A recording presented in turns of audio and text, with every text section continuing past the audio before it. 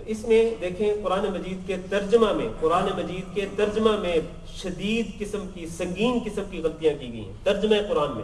آج تک ہم سنتے تھے کہ ترجمہ قرآن جو محفوظ ہے اور اس میں کوئی غلطی نہیں ہے. باقی تو کئی چیزوں میں لوگوں نے معاف نہیں کیا, لیکن ترجمہ قرآن اب تک ہم سمجھتے تھے کہ اس کو لوگوں نے معاف کیا ہوا ہے, لیکن اللہ معاف کرے لوگوں نے اب ترجمہ قرآن کو بھی نہیں چھوڑا ہے. اس میں سنگین قسم کی غلطیاں ہیں, اور ان غلطیوں میں سے ایک دو مثالیں آپ کو دینا چاہتا ہوں.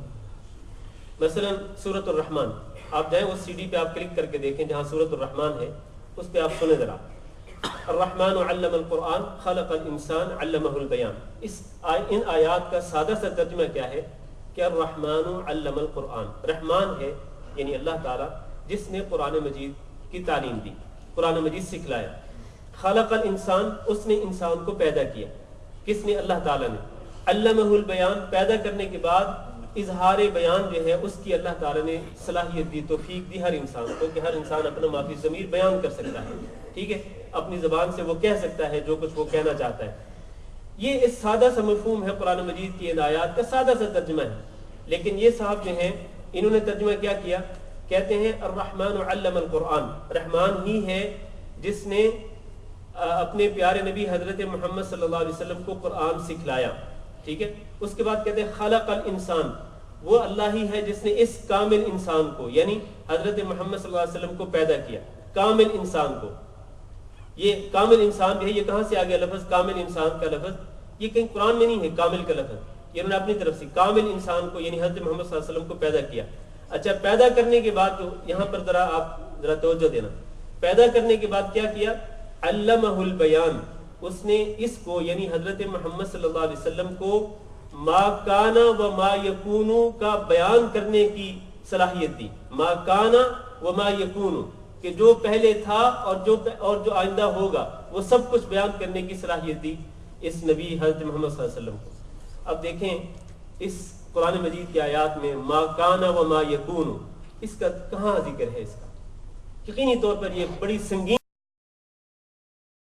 تفسیریں دیکھ لیں آپ, کہیں بھی اس طرح کا ترجمہ جو ہے وہ نہیں کیا گیا ہے جو انہوں نے کیا ہے. یہ ایک مثال آپ کو دی ہے. دوسری مثال, یہ لوگ جو ہیں یہ جنہوں نے یہ سی ڈی بنائی ہے ان کا نظریہ یہ ہے کہ حضرت محمد صلی اللہ علیہ وسلم انسان نہیں بلکہ بشر نہیں بلکہ وہ نور من نور اللہ ہے, جبکہ قرآن مجید میں تو اللہ نے واضح فرمایا کہ قل انما انا بشر مثلکم, کہ آپ کہہ دیجیے کہ میں بشر ہوں تمہاری طرح کا.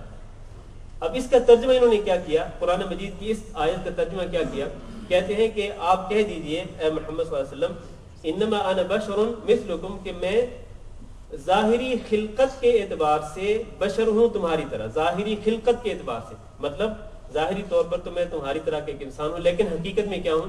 والنور من نور اللہ ہوں. تو ظاہری خلقت کے اعتبار سے یہ الفاظ کہاں سے آ گئے؟ یہ قرآن میں تو نہیں ہے کہ ظاہری خلقت کے اعتبار سے میں بشر ہوں تمہاری طرح کا, تو یہ اضافہ کیا گیا اپنی طرف سے. اچھا, ایک تیسری مثال بھی سن لیں, میں اس پر بات ختم کرتا ہوں, ورنہ میں اگر اس سی ڈی کے بارے میں بیان کرنا شروع کر دوں تو 1 گھنٹہ چاہیے کم از کم. بس صرف ایک تیسری مثال سن لیں اور پھر بات ختم کرتے ہیں. ایک جگہ پہ قرآن مجید میں اللہ نے فرمایا قل لا املک لنفسی نفعا ولا ضرا, آپ کہہ دیجئے اے محمد صلی اللہ علیہ وسلم کہ میں اپنی ذات کے لیے مالک نہیں ہوں. اس کے بعد آگے ہے ولو كنت اعلم الغیب لاستكثرت من الخیر, ولو كنت اعلم الغیب لاستكثرت من الخیر, کہ اگر میں غیب کا علم جانتا ہوتا لاستكثرت من الخیر, تو میں خیر زیادہ سے زیادہ کرتا. وما مسنی السوء, اور میرے اوپر کوئی تکلیف نہ آتی اگر مجھے غیب کا علم ہوتا تو. اس آیت کا مفہوم یہ ہے, معنی یہ ہے کہ اللہ کے نبی صلی اللہ علیہ وسلم کو غیب کا علم نہیں تھا. لیکن یہ صاحب جو ہیں انہوں نے جو ترجمہ کیا ہے وہ ترجمہ کیا ہے, کہتے ہیں قل وَلَوْ كُنْتُ أَعْلَمُ الْغَيْبَ کا ترجمہ کرتے ہیں کہ اگر میں اپنے طور پر خود اپنی طاقت کے بلبوتے پر غیب جانتا ہوتا تو پھر میں زیادہ خیر کے کام کرتا اور میرے اوپر کوئی برائی نہ آتی. اس کا مطلب یہ ہے کہ میں خود تو نہیں جانتا لیکن اللہ نے مجھے غیب کا علم دیا ہے, اللہ نے مجھے غیب کا علم دیا ہے. تو غیب کا علم جو ہے ہمارا عقیدہ یہ ہے کہ وہ صرف اور صرف اللہ کے پاس ہے. قُلْ لَا يَعْلَمُ من فی السماوات والارض الغیب الا اللہ, زمین و آسمان میں اللہ کے سوا کوئی غیب نہیں جانتا ہے. یہ ہمارا عقیدہ ہے, قرآن بھی یہی کہتا ہے. لیکن ان کا عقیدہ یہ ہے کہ غیب نبی صلی اللہ علیہ وسلم کو معلوم تھا. بہرحال یہ دو تین مثالیں میں نے آپ کو دی ہیں، ورنہ اس میں بہت زیادہ غلطی ہیں. لہٰذا میں آپ حضرات سے گزارش کرتا ہوں کہ اس سی ڈی کو ضائع کر دیں، اس سی ڈی کو ضائع کر دیں، اور جن کے پاس پہنچی ہے اور وہ یہاں موجود نہیں ان کو بھی آگاہی کا سبب بن سکتی ہے. اور وہ ہمارے بھائی جنہوں نے اس کو تقسیم کیا، میں ان سے پھر گزارش کرتا ہوں، پہلے بھی ان سے کہہ چکا ہوں، اسی جمعہ کو میں نے انہیں کہا، پچھلے جمعہ کو ٹیلی فون کر کے کہ بھائی آپ نے غلطی کی ہے. آج میں پھر کہتا ہوں کہ اس سی ڈی کو مت تقسیم کریں، ورنہ کہیں ایسا نہ ہو کہ آپ تقسیم کرتے رہیں، یہ ساری گمراہی جو بعد میں ہوگی وہ آپ کے کھاتے میں لکھی جائے گی اور یقیناً آپ اس کو پسند نہیں کریں گے. میں معذرت چاہتا ہوں کہ آج لمبی بات ہو گئی ہے.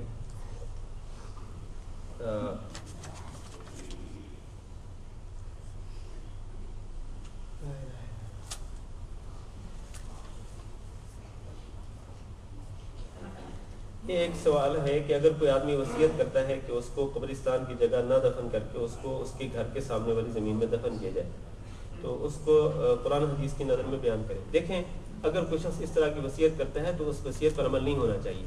مسلمان کو مسلمانوں کے قبرستان میں ہی دفن کرنا چاہیے.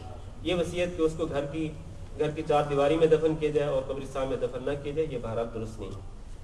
ہمارے کچھ بھائیوں نے دعا کی اپیل کی ہے. ایک بھائی نے لکھا ہے کہ ان کے بیٹے کو انڈیا سے یہاں آنے میں شاید کچھ مشکلات کا سامنا ہے، ان کے لیے دعا کریں. اور ایک بھائی نے بیماروں کی شفا کے لیے دعا کرنے کی اپیل کی ہے. اور ایک بھائی نے لکھا ہے کہ رمضان میں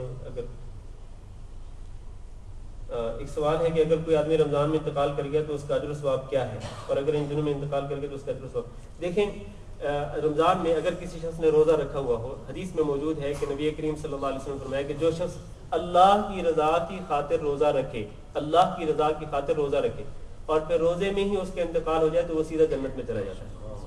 ٹھیک ہے، تو روزوں کے دوران اگر کسی کا انتقال ہو گیا اور اس نے روزہ رکھا ہوا تھا، اللہ کی رضا کی خاطر روزہ رکھا ہوا تھا، تو یقیناً خاتمہ ہے. اس کے بارے میں اللہ تعالیٰ سے امید کر سکتے ہیں کہ اللہ نے اس کو جنت میں داخل کر دیا. ایک بھائی نے لکھا ہے کہ بشیر اسماعیل جو ہے وہ بروز منگل کو انتقال کر کے ان کی مغفرت کے لیے دعا کریں. تو ہم دعا کرتے ہیں، مریضوں کی شفا یابی کے لیے دعا کریں.